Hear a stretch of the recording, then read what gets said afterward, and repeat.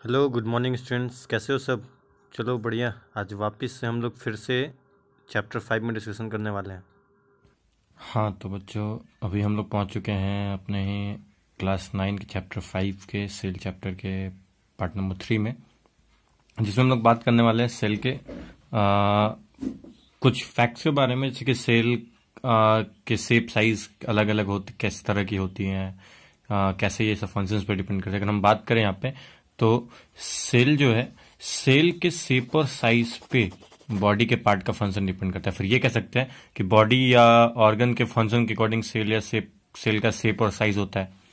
Different shape and size perform different function. इसका मतलब होता है कि किसी भी बॉडी में किस ऑर्गेनिज्म के पास जो भी सेल है, वो सेल के स्ट्रक्चर, सेल के शेप साइज के साथ उसका फंक्शन होता है। ऐसे इसको और ज्यादा क्लियर करने के लिए हम यहाँ पे देखते हैं सेल का शेप। जैसे मान लेते हैं कि जो मसल सेल है, तो मसल सेल्स जितने तो उनका सिर्फ स्पिंडल शेप होता है। स्पिंडल शेप कहने का मतलब हुआ जिससे वो बीच में मोटा और किनारे पे पतला होगा। नर्व सेल तो इलोंगेटेड थ्रेड लाइक धागे की तरह होता है। आरबीसी रेड ब्लड सेल या रेड ब्लड कॉर्पसेल्स तो ओवल शेप्ड होते हैं। जर्म सेल्स क्यूबॉइडल शेप्ड होते हैं। ऑस्टियोसाइट्स यानी बोन सेल जिससे हमारी हड्डियां बनती हैं, वो ब्रांच्ड होते हैं। यानी ये सारे इस टाइप के कुछ सेल्स के एग्जांपल लिए गए जिनका शेप डिफिनिट है और ये उसके फंक्शन के अकॉर्डिंग इसका शेप है। कुछ इनडिफिनिट शेप वाले सेल्स भी होते हैं हमारे पास। एक तो ऑर्गेनिज्म है अमीबा, जो यूनिसेलुलर ऑर्गेनिज्म है, जो इनडिफिनिट शेप का होता है, जिसका कोई शेप फिक्स नहीं। ल्यूकोसाइट्स जो डब्ल्यूबीसी का कंपोनेंट है, इसका भी कोई फिक्स शेप एंड साइज नहीं होता। दोनों में ये फर्क है। ये यूनिसेलुलर ऑर्गेनिज्म है, ये बस एक सेल है। ये एक ऑर्गेनिज्म है जो फ्री लिविंग है, इन्वायरमेंट में एग्जिस्ट करता है, और ये हमारे बॉडी में एग्जिस्ट करता है। ये हमारे ब्लड का एक कंपोनेंट जो हमें डिजीजेस से बचाता है। ठीक है, अब इन सबको आप डायग्राम में भी देख सकते हो। जैसे कि डायग्राम में दिखाया गया आपका कि फैट सेल है, स्फेरिकल स्फेयर टाइप का कार्टिलेज है, आपका जस्ट ओवल टाइप का ओवम है, स्फेरिकल है, बोन सेल है, ब्रांच्ड है, आरबीसी है, डिस शेप्ड है, प्लेट टाइप है, मसल सेल है, आप स्पिंडल शेप देख सकते हो, नर्व सेल जो धागे की तरह है, जो मैसेजेस पहुंचाने का काम करता है, ये सब है। स्पर्म है जिसको भी आप देख रहे हो। तो मतलब ये डायग्राम में हम देख सकते हैं कि अलग अलग टाइप के सेल होते हैं, उनका शेप अलग अलग होता है। इसके बाद हम लोग बात करते हैं कि सेल का जो साइज है वो कैसे मैटर करता है। तो जैसे नॉर्मली कुछ फैक्ट्स की बात हम लोग यहाँ पे कर रहे हैं सेल शेप साइज के को ध्यान में रखते हुए। कह रहे हैं कि एवरेज सेल साइज जो होता है वो 0.5 टू 20 माइक्रोमीटर होता है डायमीटर में। मतलब कोई भी टाइप का सेल हो जो एवरेज होता है वो 0.5 माइक्रोमीटर से लेकर 20 माइक्रोमीटर तक का होता है। ह्यूमन बींग में जो सबसे स्मॉलेस्ट सेल है वो होता है आरबीसी, जिसका डायमीटर 7 माइक्रोमीटर होता है। और जो सबसे लॉन्गेस्ट वाली सेल है ना, वो नर्व सेल कहलाती है, जिसका डायमीटर 90 टू 100 सेंटीमीटर के आसपास, डायमीटर नहीं सर, लेंथ 90 टू 100 सेंटीमीटर के आसपास है। तो ये ह्यूमन बॉडी में स्मॉलेस्ट और लॉन्गेस्ट सेल की बात हो गई। अगर प्लांट्स की बात करो तो जो लार्जेस्ट सेल है वो ओव्यूल ऑफ साइकास होता है। साइकास एक ट्री का एग्जाम नाम है, उसका जो ओव्यूल होता है वो लार्जेस्ट सेल होता है। स्मॉलेस्ट नोन सेल ओवरऑल सब में मिला करके ऑर्गेनिजम्स में, तो वो होता है माइकोप्लाज्मा, जिसको पीपीएलओ भी कहा जाता है, मतलब प्लूरोन्यूमोनिया लाइक ऑर्गेनिज्म। प्लूरोन्यूमोनिया लाइक ऑर्गेनिज्म, जिसका साइज 0.1 टू 0.5 माइक्रोमीटर के आसपास होता है। ये सबसे स्मॉलेस्ट सेल है नोन। और जो लार्जेस्ट नोन सेल एग्जिस्ट करता है सारे सबको मिला करके, वो होता है एग ऑफ ऑस्ट्रिच, जिसको अगर उसके कवर के साथ मेजर किया जाए तो उसका डायमीटर 15 सेंटीमीटर के अबाउट होता है। और विदाउट सेल अगर मेजर किया जाए तो वो बस 8 सेंटीमीटर का ही होता है, वो बस जस्ट 8 सेंटीमीटर का होगा। ओके, और अगर मैं बात करूं सेल के नंबर्स की, तो जाहिर सी बात है कि यहाँ पे डिफरेंट डिफरेंट साइज के, कोई बहुत छोटा ऑर्गेनिज्म है, कोई बड़ा ऑर्गेनिज्म भी है। जैसे कि अगर एक एंट का एग्जांपल ले लिया जाए और एक एलिफेंट का एग्जांपल लो, तो दोनों में साइज काफी अलग अलग है।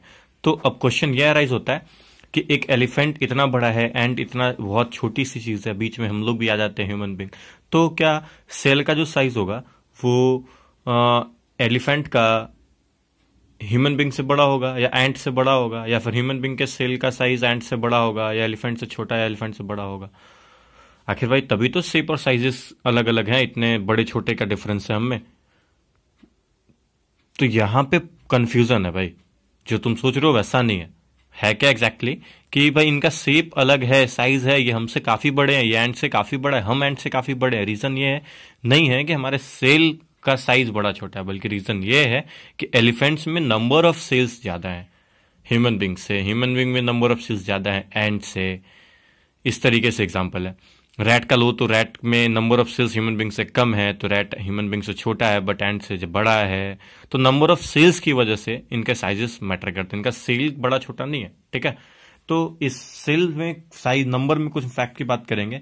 ग्रीन एल्गे जैसे कि पेंडोरिना नामक ग्रीन एल्गे जो है, इसमें 8 से 32 सेल होते हैं। अगर ह्यूमन बींग की बात करें तो एक ह्यूमन बींग जिसका वेट अप्रॉक्स 80 kg हो, उसमें लगभग 60,000 बिलियन सेल्स पाए जाते हैं। और एक न्यूबॉर्न बेबी जस्ट 2 × 10⁻12 सेल्स के साथ होता है। तो कहने का मतलब यह है कि एक ह्यूमन बींग न्यूबॉर्न बेबी ही 80 kg का हो गया, तो उसमें सेल्स की संख्या 2 × 10⁻12 से बढ़कर के 60,000 बिलियन पहुंच गई। तो सेल की संख्या बढ़ी है, ध्यान रखना, सेल की संख्या बढ़ी, सेल के साइजेस नहीं बढ़ी है। इसके बाद है, अगर हम बात करें कि सेल नंबर के फैक्ट में, तो ये इंडेफिनिट होता है कुछ मल्टीसेलुलर ऑर्गेनिज्म में। Cell number is indefinite some multicellular, बहुत सारे मल्टीसेलुलर ऑर्गेनिज्म में तो इसकी गिनती ही पॉसिबल नहीं है।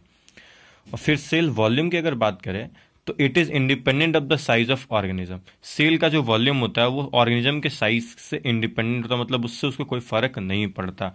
और ये इस फील्ड में सेल के साइज को मेजर करने के लिए बहुत सारे डायमेंशंस का इस्तेमाल किया जाता है। इन डायमेंशंस में बहुत सारी बातें आती हैं, जो आप स्क्रीन पे देखो उसमें लिखा हुआ है। पहले लिखा हुआ है मिलीमीटर, यानी 1 millimetre equal to 1000 mu for micro है यहाँ पे।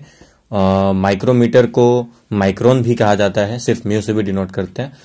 उसके बाद नैनोमीटर है, जैसे कि हम लोग फिजिक्स में पढ़ चुके हैं। नैनोमीटर का मतलब 1 नैनोमीटर का मतलब 10⁻⁻9 मीटर होता है। और यहाँ पे है बात हो रही है नैनोमीटर और मिली माइक्रोन की। तो मिली माइक्रोन और माइक्रोमीटर में रिलेशन है कि 1 micrometre is equal to 1000 milli micron होता है। इसका मतलब हुआ कि जो मिली माइक्रोन है वो माइक्रोमीटर से भी 1000 टाइम्स छोटा है। फिर एक और यूनिट है angstrom. 1 angstrom equal to 10⁻⁻1 milli micron और 10⁻⁴ माइक्रोमीटर और 10⁻⁷ millimetre. Okay, micron is a unit of length. CGS unit में माइक्रोन जो है वो लेंथ का यूनिट होता है, जिसका मतलब होता है 1 मिलियंथ ऑफ ए मीटर। इसका मतलब 10⁻⁻6 मीटर, यानी 0.0000001।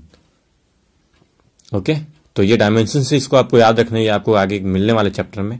ओके,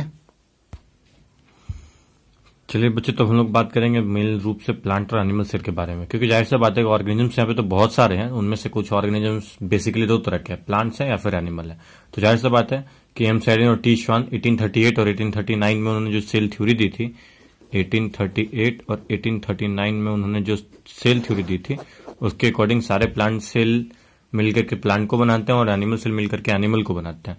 तो प्लांट और एनिमल सेल्स में पहले हम लोग कुछ बात करेंगे सिमिलरिटीज और डिसिमिलरिटीज की। पहले मैं इनकी सिमिलरिटी और डिसिमिलरिटीज आपको बताऊं, इसके पहले